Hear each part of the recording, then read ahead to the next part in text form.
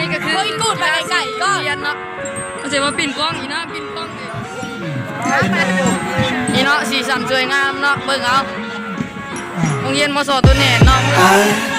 วันที่28/11/2019เนาะเวลา2 โมง Kids screaming in the cradles, profanities. I see the world through ice covered in English. Cross out the ones who heard my cries and watched me weep. I love that fire spreading all around my room. My world's so bright, it's hard to breathe, but that's alright. สีสันสวยงามห้องกูคือสีเขียวเนาะบ่ต้องถามสีแดงลายเนาะสีแดงลาย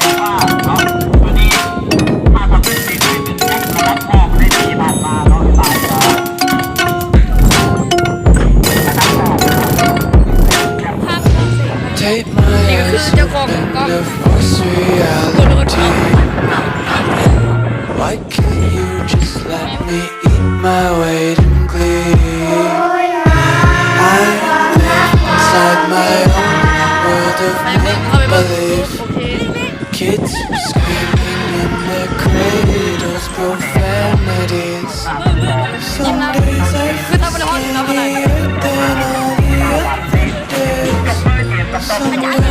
can't tell if my body moves. นั่นคืออาจารย์น้องเอานะจับโทรศัพท์เนาะอาจารย์น้องเอา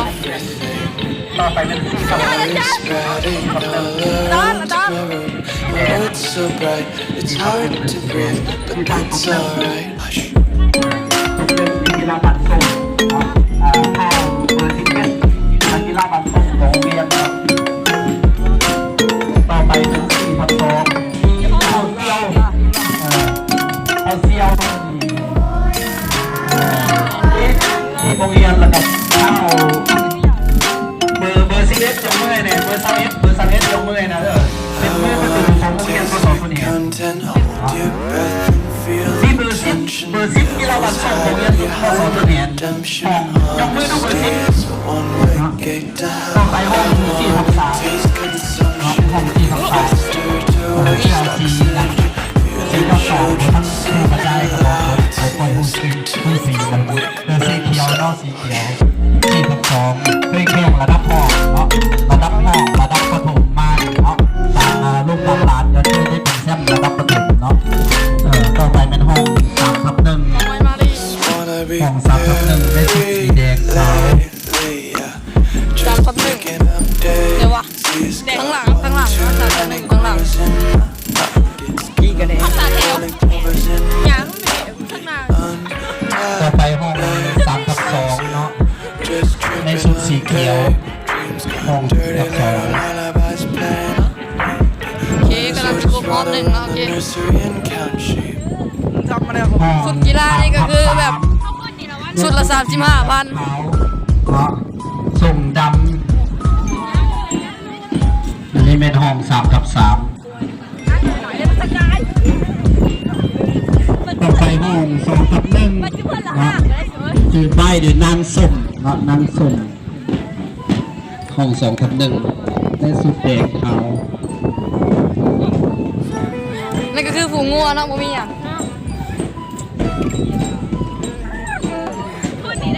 นี่ก็คือบักบ้านี่ก็มูนเนาะถอยไปเห็นสีเขียวมันก็มูเอ้ากูกดยุดบ่หรืออะไร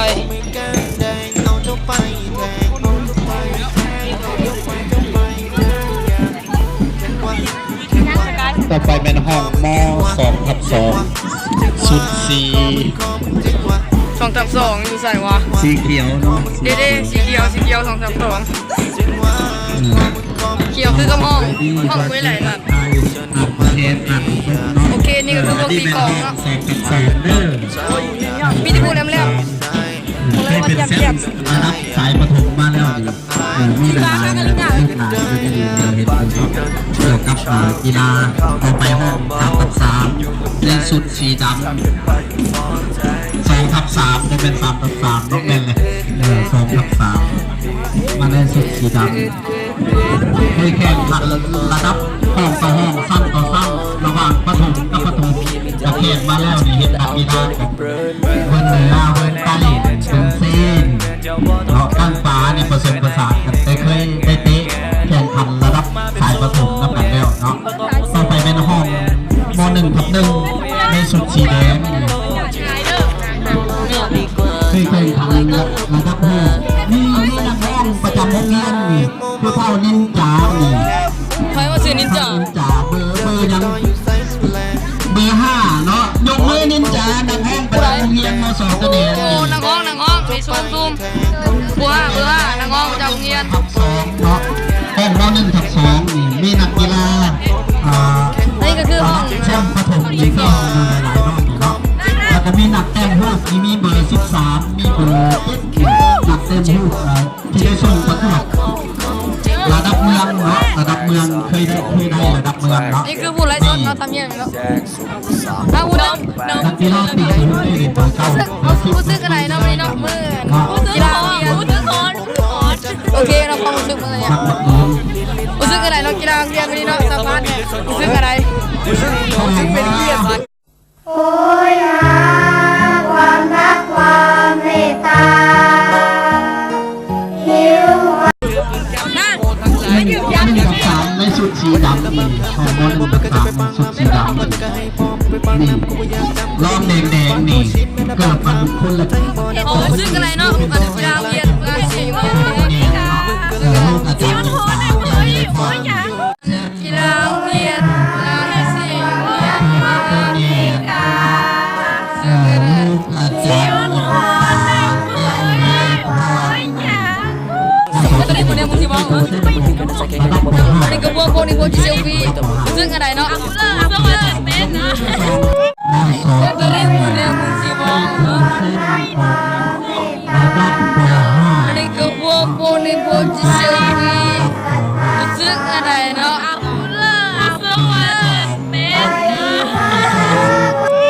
แค่นี้ พี่ใจแม่แต่ก็เรียนเล่นเนวเตะบาสเนาะ กูชื่อว่า thank you อยู่ในนี้ในกีฬามอสตัวนี้18 ทีมเนาะ18 ทีม เฮ้ยยังไม่ก็ชุดที่ จะมีส่งสายมอต้นแล้วก็สายมอปลายเนาะประเภทบานเตะยิงบานเตะทรายเนาะส่วนกีฬาประเภทอื่นๆเนี่ยจะแข่งขันภายหลังเนาะอันนี้มันการเปิดกีฬาบานเตะเนาะของมอสตัวแทนประเภทยิงประเภททรายเนาะซึ่งจะได้เริ่มขึ้นในมอนี้เนาะ ชกสาเบิ่งอยู่เด้อบอกให้เบิ่งนะทูบอย่างเดียวเราเฟซกันได้อันนี้ก็โซดนี่เขาก็คือกำลังไล่สดอยู่อันนี้ก็คือคนผีบ้าเด้อนี่ค่ะเด้อแม่จ้ะ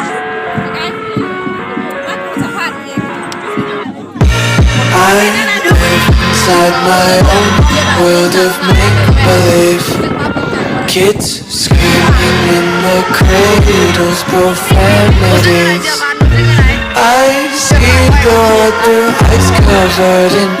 ink. Cross out the ones who heard my cries and watched me weep. I love every